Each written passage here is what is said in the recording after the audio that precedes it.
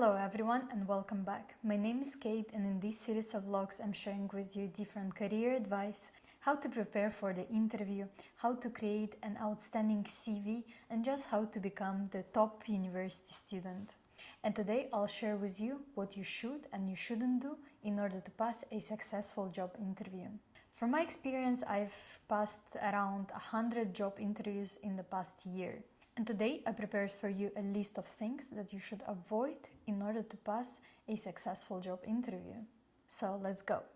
And first I want to start with the lack of preparation. This is the main issue and the key factor in order to pass a successful interview. This significant part is always the part that people tend to miss out.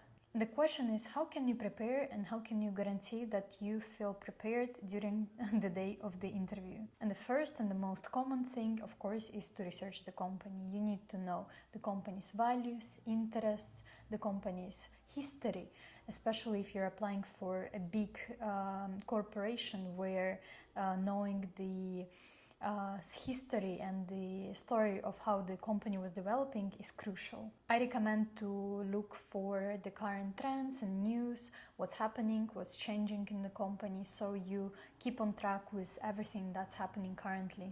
That's how you will show your interest in the company, and it's gonna be a little plus in your CV while you will be passing your interview, and it's gonna be a big plus for you when you're gonna receive the final acceptance letter. Second is the resume. Well, before you receive the invitation for the interview, you have already submitted your application, which included your resume, cover letter, or some additional documents. And you have to be able to explain every part and every point that is written in your CV, from your experience, background. You need to be able to explain everything.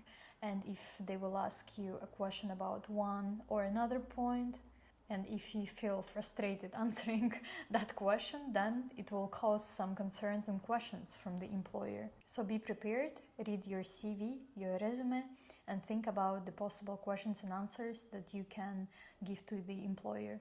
Third is the connections, and I mean by connections the people who are currently working in the company.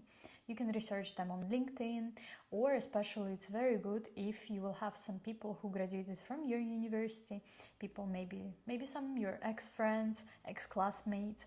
This is going to be perfect because then you will have something in common to speak with them about, and that's how you can share your passion and your interest to applying for the company's position. That's how they can spread the positive word of mouth, and it's gonna be just a good plus for your reputation if they can leave a positive word to your possible employer.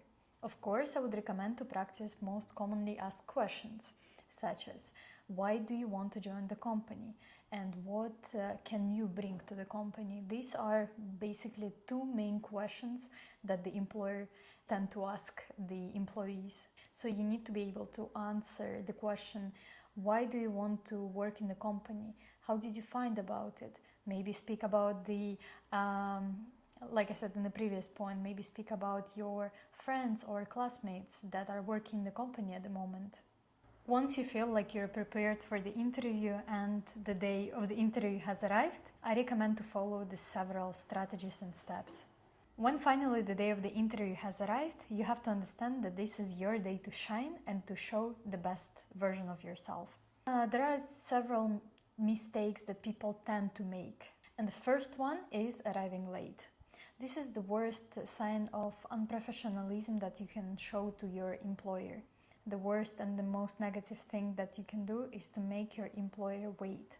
People don't like waiting. What I recommend is to always arrive 5 to 10 minutes earlier, whether it's online or offline interview. If it's online, you can just connect and wait while preparing for the interview. It's not gonna hurt you, and it's gonna be very good for the employer to see that you're already waiting for them.